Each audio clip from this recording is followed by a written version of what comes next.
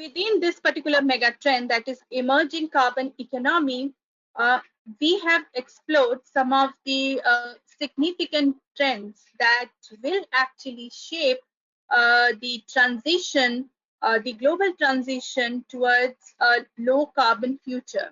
Now, as we spoke about the technology advancement in the previous megatrends, so we also see that the growth of green technology will continue, focusing mainly on renewable energy, advanced energy storage, and carbon capture technologies.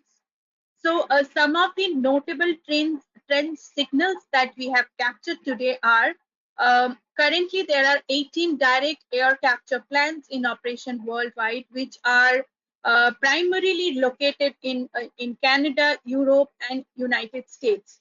Now, these plants are capturing carbon dioxide directly from atmosphere using either solid or liquid direct air capture technologies. Plans are already in place for at least 70 additional direct air capture facilities that are in various stages of development and has the potential to capture around 3 metric ton of carbon dioxide by 2035. If all the projects, if all the 70 projects are successfully completed by then. So the key emphasis here is on creating a true economy that will move beyond carbon neutrality. And so we also see the emergence of carbon marketplaces. So by carbon marketplaces, we mean those platforms where carbon credits can be sold or bought.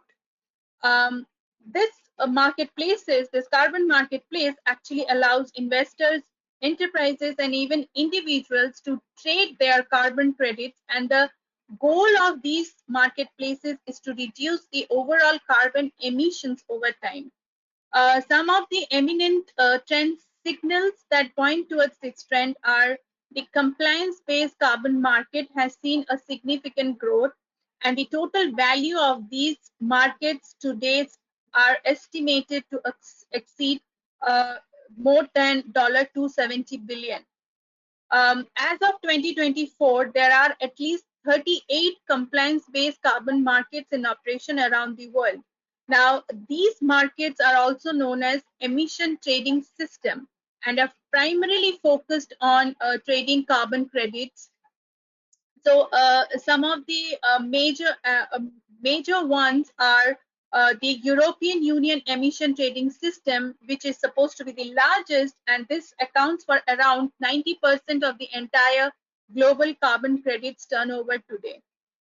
Some of the other compliance market include the California Global Warming Solution Act in US, the Chinese National Emission Trading System, Korean Emission Trading System, the Kazakhstan Emission Trading System, the New Zealand Emission Trading System, the Japan Emission Trading System, the Canada Emission Trading System, and the Mexico Emission Trading System. Um, so the future path of this particular mega trend will mainly be governed by the type of initiatives and efforts that are being put in place by businesses as well as by the economies to reduce carbon emission. So in the short term, we expect the integration of carbon capture, utilization, and storage hubs to be increasingly recognized by businesses and economies as a vital strategy for reducing greenhouse gas emission, particularly within the industrial cluster. Further, in the midterm, this approach is expected to witness a significant shift towards adapting more innovative business models like the carbon capture as a service model. Now, this particular model will be able to address the end-to-end carbon capture, utilization, and storage value chain. We also see that the growth of carbon marketplaces will increasingly move into a consumer space, and it will provide a market based model not only for carbon management but also management of certain other forms of environmental impact. For example, offsetting other pollutants or maybe creating new forms of waste valorization. And so 2040, uh, there will be a growing emphasis on not only achieving carbon neutrality, but also moving towards carbon negativity, which will involve actively removing carbon from atmosphere in order to restore to the pre-industrial level of carbon dioxide.